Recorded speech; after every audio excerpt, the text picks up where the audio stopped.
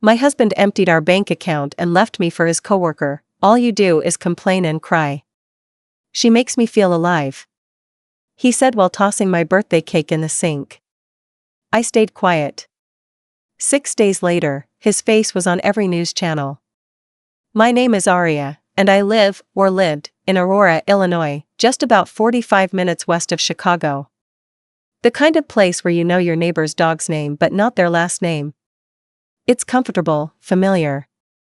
We moved into a 3-bedroom colonial on Garfield Avenue 13 years ago. It was the house I raised both of our kids in. I thought I'd grow old in that house. I thought I'd grow old with Terrence. Terrence and I had one of those fast-burning relationships. I met him in the break room at Rush Copley Medical Center where I worked as a nurse. He was there for a systems upgrade, all buttoned up and quiet, tapping away on his laptop like he was solving something that would change the world. I offered him a coffee, he said no, but smiled. 3 months later we were inseparable. We got married in a small ceremony at Phillips Park. It was all we could afford, and honestly, it felt right. No grand ballroom, no rented doves. Just friends, family, and a promise. I still remember what he whispered to me that day while we danced on the patchy grass, "It's you and me, no matter what." For years, I believed that. Things were never luxurious, but they were steady. I left my nursing job after Maya was born, then again after Calvin. Terrence said he didn't want strangers raising our kids, and I agreed. He had a good job in IT, contracted with healthcare companies, mostly behind-the-scenes work that he didn't talk much about, but paid well enough. He liked the structure. I liked the stability. We had a rhythm. Monday through Friday, he'd leave early, come home late. I handled everything else: doctor's appointments, school pickups, meals, laundry, birthday parties. He was the silent partner in our life. Present, but fading. I didn't notice the distance right away. It was like watching paint slowly peel from a wall. At first, you ignore it. Then one day, a whole chunk falls off, and suddenly the room feels off. Terrence started staying later at the office. Started dressing differently, more fitted, more polished. He got a gym membership out of the blue. Started using phrases like optimizing routines and investing in my mental clarity. One morning, I saw his phone light up with a message from someone named N. Just that. A letter. No emoji. No context. I stared at it for a second longer than I should have. But I said nothing. I wasn't the jealous type. At least, I told myself I wasn't. Things reached their tipping point the week of my 40th birthday. I remember because it had snowed the night before, and the entire backyard was covered in a perfect, undisturbed white. It was the kind of morning that felt peaceful, even if things inside the house weren't. I spent most of that day cooking. Not because anyone asked me to, but because I wanted to. I made lemon chicken, roasted vegetables, mashed potatoes the way Calvin liked them. I even baked a cake from scratch. Chocolate with vanilla buttercream. I piped pink letters onto it, "Happy 40th, Aria." It was a small thing. But it meant something to me. Terrence came home an hour late. No explanation. No gift. He walked in, set his bag down, looked at the table like it was a puzzle he didn't want to solve. "What is this?" "It's my birthday," I said, trying to sound cheerful. "I made dinner." He stared at me like he was trying to remember who I was. Then he laughed, a dry, humorless thing. "You made a cake for yourself?" I didn't answer. I just stood there, still holding the carving knife. He looked around the room, sighed, and said it, "All you do is complain and cry. She makes me feel alive." Then, like it meant nothing, he picked up the cake and shoved it into the sink. The frosting smudged against the sides, sliding down like it was embarrassed to still be there. He didn't raise his voice. He didn't curse. He just walked upstairs, grabbed a black duffel bag, and left. I didn't ask where he was going. I didn't need to. The silence after the door shut was louder than anything he could have said. That night, I opened our banking app. Or tried to. Password didn't work. I tried our savings account. Also locked. Credit cards? Declined. In less than 24 hours, I was not just abandoned. I was financially gutted. I drove to the bank the next morning. The teller, sweet, apologetic, pulled up the account. Everything was gone. $47,000 in savings. Closed. Kids' college accounts? Closed. My name? Removed. She looked at me with wide eyes and quietly handed me a printed statement I didn't ask for. I held the paper like it was a grenade. At first, I thought maybe it was panic. That he was having some kind of breakdown. A midlife unraveling. That maybe Nicolette, or N, was just a symptom, not the cause. But by the third day, I realized, no. This was a decision. A full, conscious, deliberate choice. I tried calling. Straight to voicemail. The kids started asking questions. Where's Dad? Is he coming back? I lied at first. Told them he had to go on a business trip. But even Kelvin, who was 9 and still had baby teeth, looked at me like he knew better. Then came day 6. I was making coffee when my phone lit up. 10 missed calls from my sister, Sienna. 3 texts, all in caps, Aria, turn on the TV. Right now. I did. And there he was. Terrence. On every local news channel. On CNN. On MSNBC. Mugshot. Headline, Aurora man arrested in multi-million-dollar embezzlement scheme. They showed footage of him being led out of a downtown Chicago apartment building in cuffs. He was still wearing his joggers and a hoodie, squinting against the sun like he hadn't planned to be outside that long. He looked confused. Embarrassed. Caught. I sat down on the kitchen floor and let the coffee burn on the stove. More to come. The news segments ran on a loop. Every hour, a new detail. A new witness. A new analyst trying to unravel how someone so mild-mannered had managed to siphon over $4.2 million from a healthcare tech firm over the span of 2 years. They called it sophisticated fraud. Shell companies. Phantom vendors. Duplicate invoices. He hadn't just been skimming money, he had built an entire fake ecosystem under the company's nose. I didn't know how to feel. Anger? Sure. Betrayal? Obviously. But mostly, I felt numb. It was like watching a stranger's life implode while the people in the photos on the news were still mine. There was our wedding picture, cropped and blurry, in the corner of a segment on WGN. There was a photo of him at the kids' school science fair from last year. Suddenly, we were part of the narrative, whether we wanted to be or not. The reporters showed up the next day. I opened the door to 3 people with badges and a woman holding a mic. They asked if I had a statement. I closed the door. 2 hours later, I saw my face blurred on the local evening news. I hadn't even realized someone had taken a picture through the window. Maya started crying every time the phone rang. Kelvin had nightmares. He thought someone was going to come and arrest me, too. I reassured them. Over and over again. But I didn't sleep. The FBI showed up 2 days later. 2 agents. Clean cut. One looked barely old enough to drink. They were polite, but they meant business. They asked if I was aware of Terrence's financial activities. I wasn't. They asked if he had access to any offshore accounts. I told them I barely had access to our Netflix password. They asked if they could search the house. I said yes. They were there for 3 hours. They took his desktop computer from the office, a few external drives, a box of receipts I didn't even know we had, and a leather-bound notebook filled with handwritten calculations that looked like gibberish to me. The younger agent looked up once and asked if Terrence had ever mentioned Belize. I told him no. He made a small note and kept moving. After they left, I sat on the floor in the hallway and stared at the spot where his computer had been. The cables dangled like veins. In the following days, more women came out of the woodwork. Not romantically, but professionally. Former coworkers.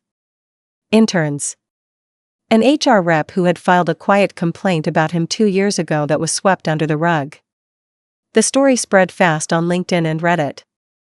People started calling him a tech bro gone rogue.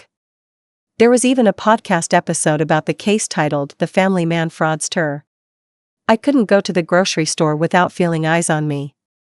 Not always cruel, but always curious. People whispered. Some offered pity.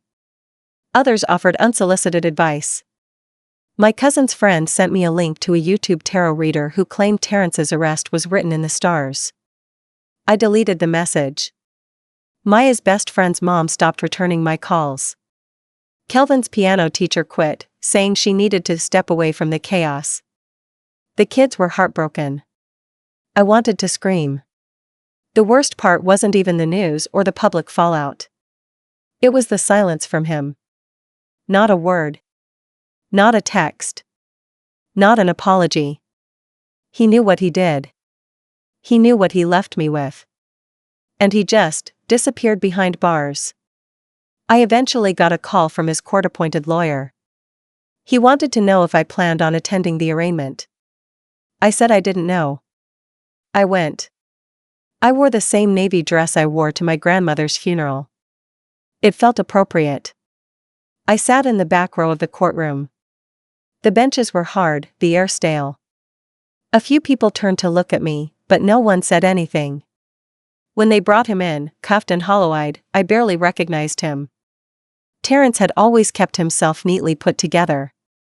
Now, his hair was longer, messier. His jawline had softened. His eyes darted everywhere, except toward me. The judge asked him to confirm his name. He did, voice flat. The charges were read out loud. There were so many that I lost count. Wire fraud. Conspiracy. Identity theft. Tax evasion. Obstruction.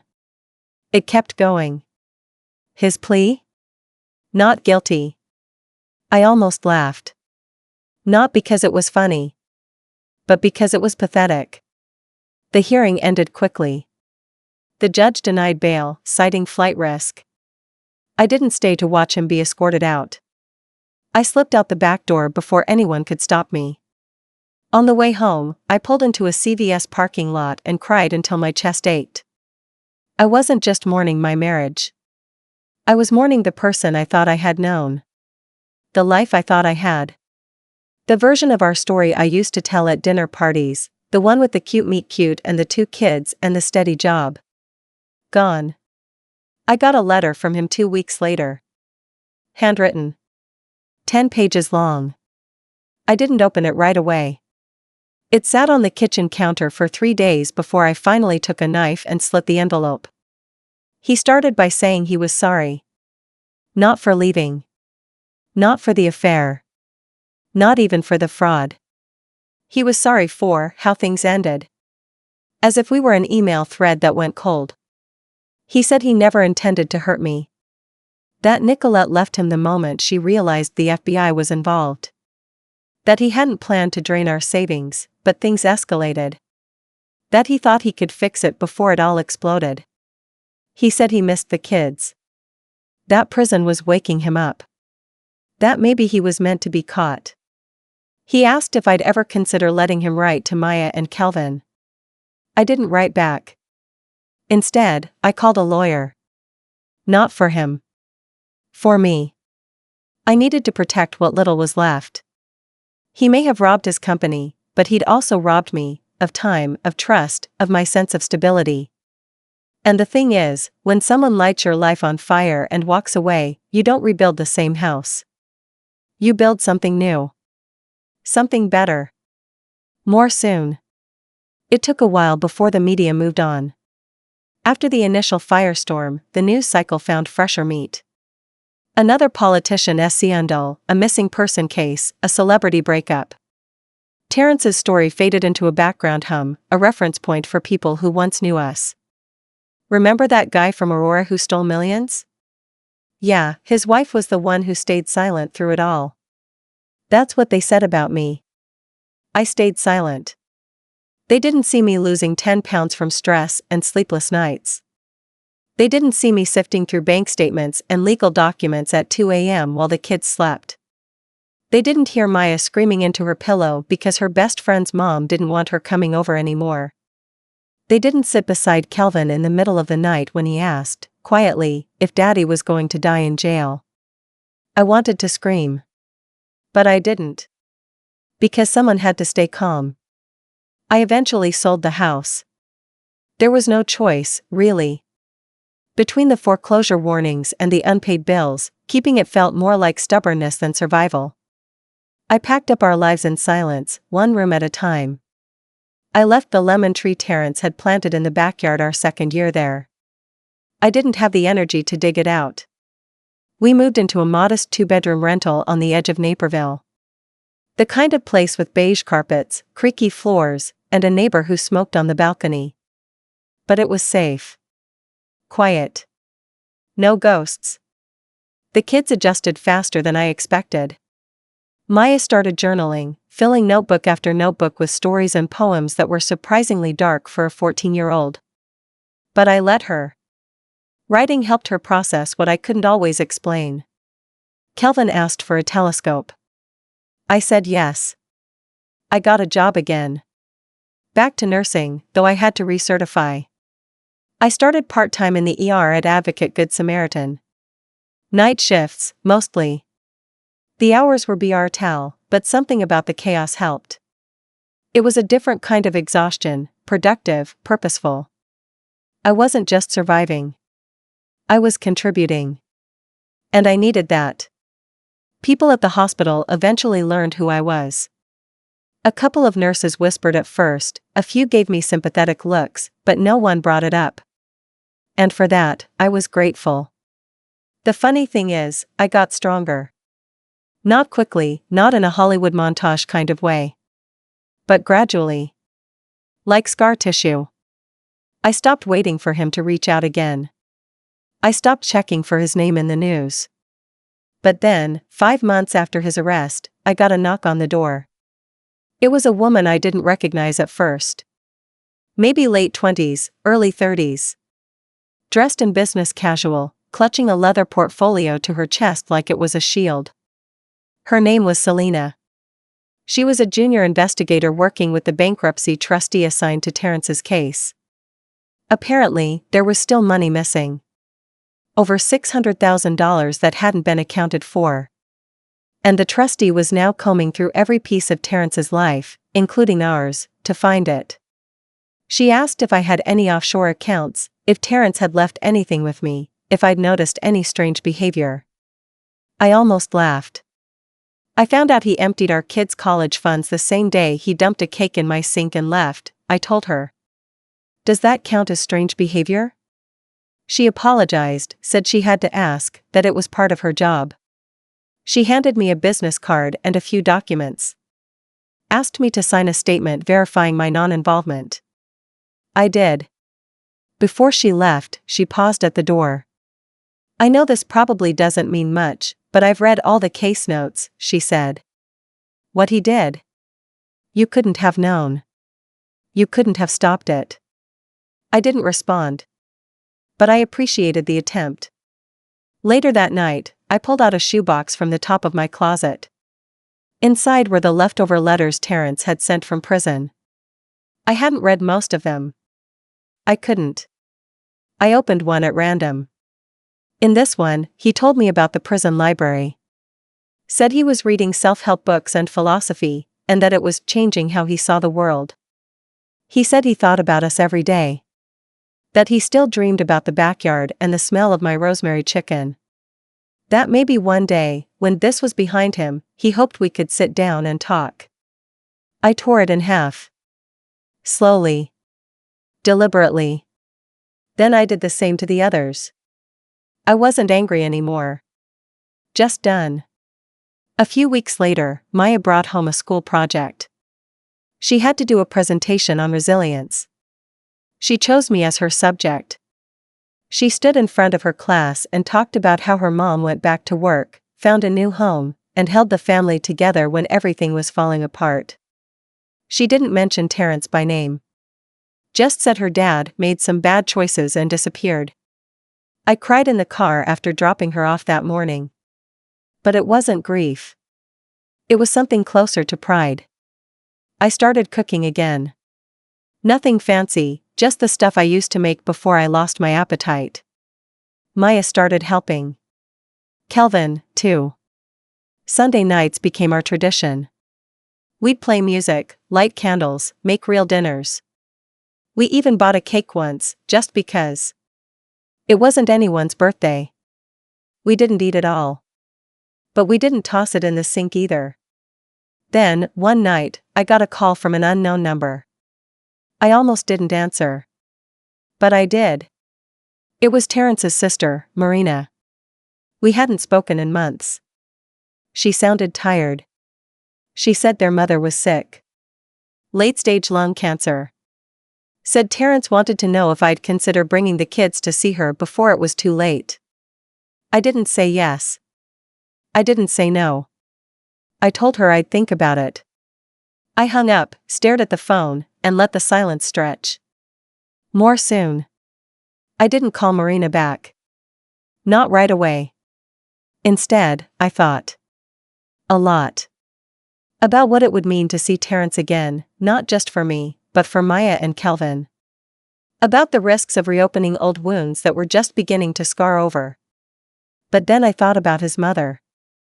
She had never been cruel to me. In fact, in the early days, she adored me. Baked pies when we visited. Sent birthday cards to the kids. I remembered her soft hands, how she used to hum while doing dishes. She didn't choose this, and I couldn't blame her for how her son turned out. So, 2 weeks later, I agreed. On one condition. Terrence wouldn't be there. The visit was arranged quickly. It happened in a modest hospice facility on the northwest side of Chicago. Marina met us at the door, a shadow of the loud, boisterous sister I used to know. She hugged me tightly, whispered thank you into my hair. The visit was quiet. Peaceful. Terrence's mother looked thin, pale, but her eyes still held that familiar light. She cried when she saw the kids. Held their hands, told them stories they were too young to remember. When she looked at me, her voice cracked. I always hoped he'd be more like you, she said. But people show their true faces eventually. I didn't say much. Just nodded. We left after an hour. Marina walked us out, pausing before we reached the car. He's different in there, she said. Broken. I shrugged. He broke himself. We didn't speak again for a while. A month later, the real twist came. I got a call from my lawyer, a small, unassuming man named Byron, who always wore beige and chewed peppermint gum like his life depended on it. I think you're going to like this, he said, flipping through papers as we sat in his office. He handed me a document. A motion filed in court. Apparently, Terrence had been pushing for early liquidation of his seized assets to speed up restitution payments. But here's where it got interesting. In that process, it was discovered that one of the shell companies, registered under a false identity but traced back to him, still had funds in an untouched holding account in the Cayman Islands. About $325,000. And because of a legal loophole in how the funds were moved, combined with Terrence naming me as a primary household dependent on one of the original tax documents he falsified, I was entitled to file a claim for partial restitution. A civil court would need to approve it, but the chances were good. What does that mean? I asked. Byron smiled. It means if the court agrees, you could receive roughly $140,000 in restitution, legally, and without needing Terrence's cooperation. It wasn't the full amount he stole. It wasn't even close to what he owed his company or the government. But for me? For us? It meant security. A reset.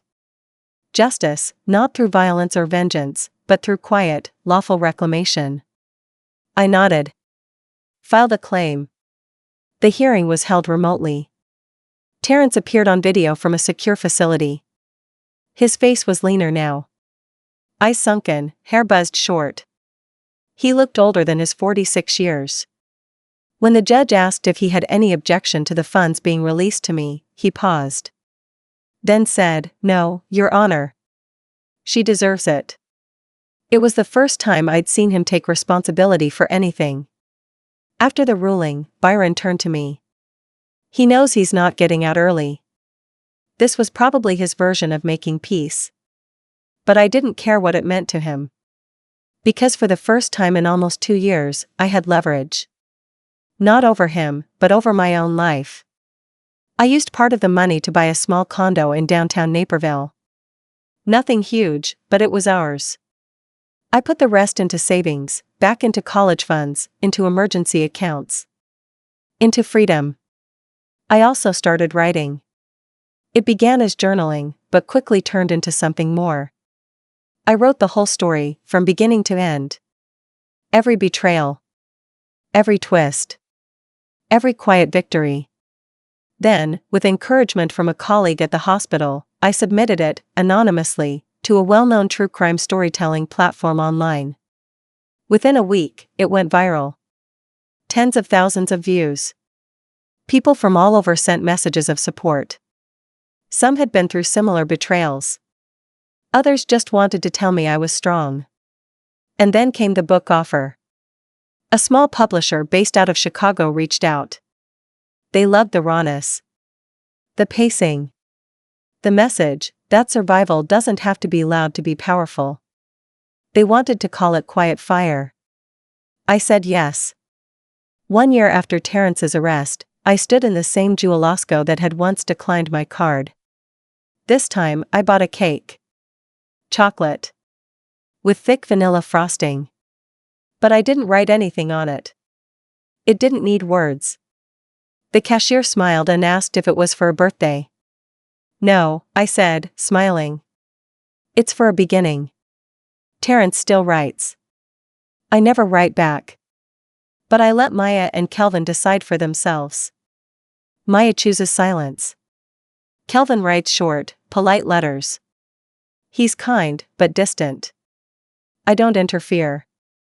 I heard from Marina again. She called after their mother passed. We talked for a while. She apologized again. I told her she didn't need to. She said Terrence is trying to run a literacy program in prison. Said he's trying to be better. Good for him. But his growth isn't my responsibility anymore. My life isn't defined by the damage he did. It's shaped by what I built afterward.